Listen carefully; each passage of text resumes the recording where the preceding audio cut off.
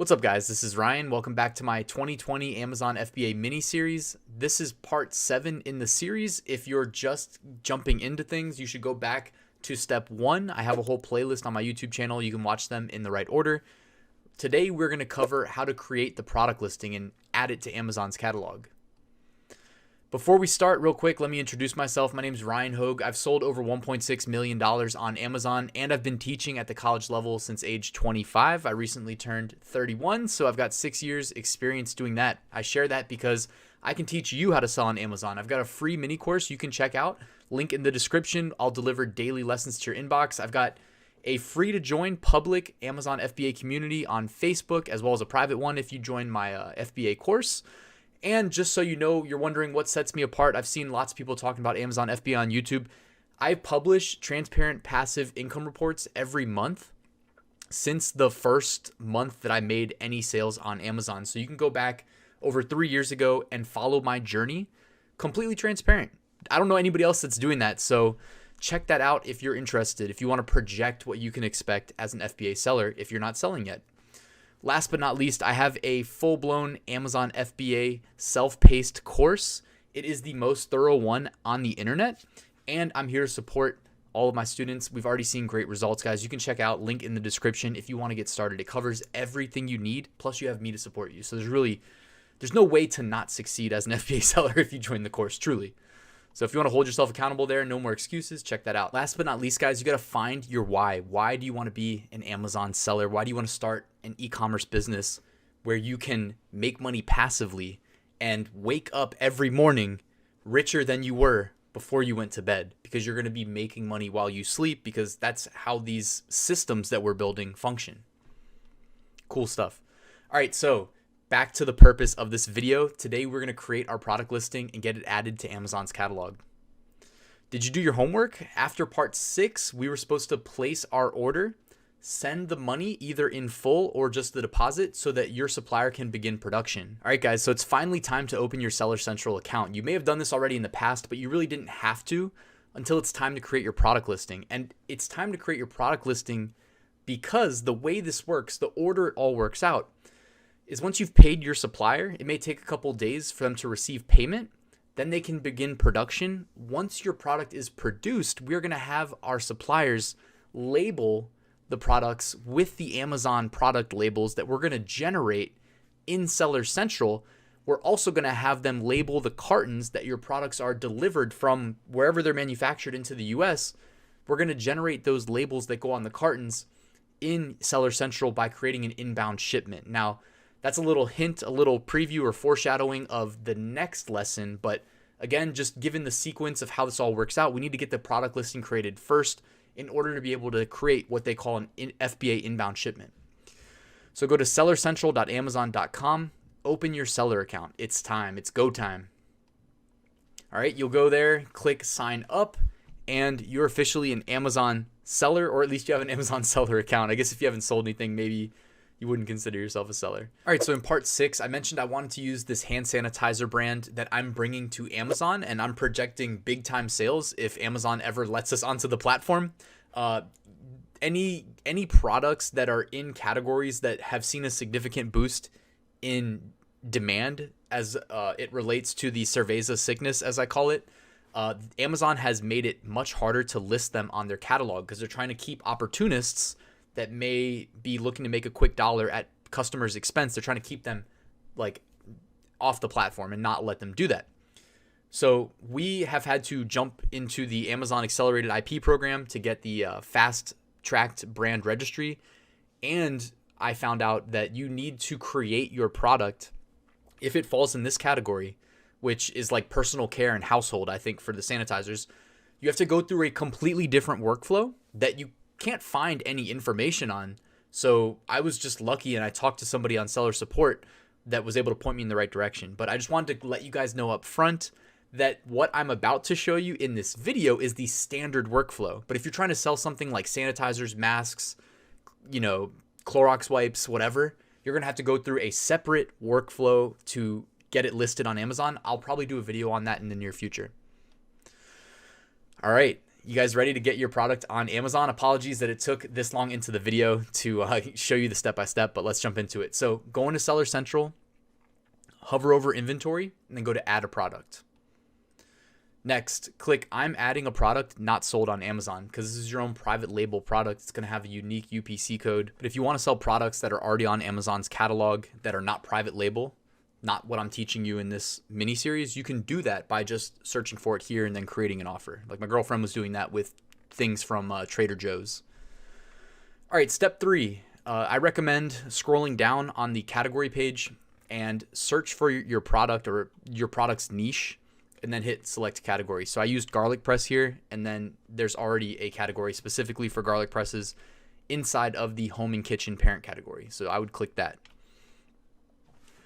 All right, step 4, this is the listing creation screen. Amazon recently revamped this in the last, 6 months. I mean, it was in beta for a while, but now it's the official listing creation screen. So if it looks new, maybe you sold on Amazon in the past and now you're seeing this, it is a little bit nicer, newer.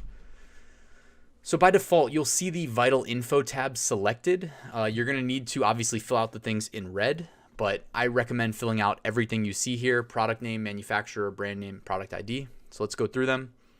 All right, product name, you're going to want to front load it with the most relevant keywords for your product. So if we're selling garlic presses, the first 2 words should be garlic press. All right, and typically you want to front load it with like 5 or 6 of the most important keywords, because those are eligible to show up in the URL of your listing, which helps it rank in Google and whatnot. It could, because it's loaded with extra keywords. Now we could do a whole separate tutorial on SEO, search engine optimization, but like obviously you want relevant keywords in the URL of your product listing. All right, step number 6, manufacturer and brand name. Typically, I put the brand name as the manufacturer name, unless you have a separate manufacturer. Like in the hand sanitizer example, I know the people that own the manufacturing and they own the brand, but they're 2 separate entities. In our case, with private label, they're most likely you can just put the same thing in both. All right, step 7, product ID. You're going to want to change the dropdown on the right-hand side to UPC, and then you're going to want to put your UPC code in the product ID field. Now, you can Google how to get a UPC code and do it through the, I forget what it's called, but if you do it like the proper way, it's going to cost you quite a bit of money. I'm pretty sure it's like over $100, maybe even $200. If you want to do it the improper way, you can just go to eBay and buy like 500 UPC codes for like $5. You're not supposed to do that. That is the improper way, and you are putting your product at risk.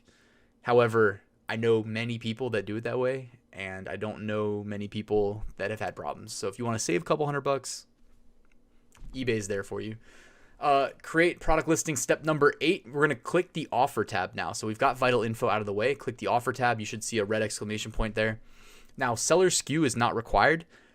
But trust me, you will thank me later if you ever forget to fill out seller SKU when you create a product. As you can see there, once it's submitted, the field cannot be changed. So you're going to want to put something here that is relevant to you about your product. I typically will put like an acronym, maybe of like the brand or the product name. This will be visible on like product labels, so don't make it something like stupid.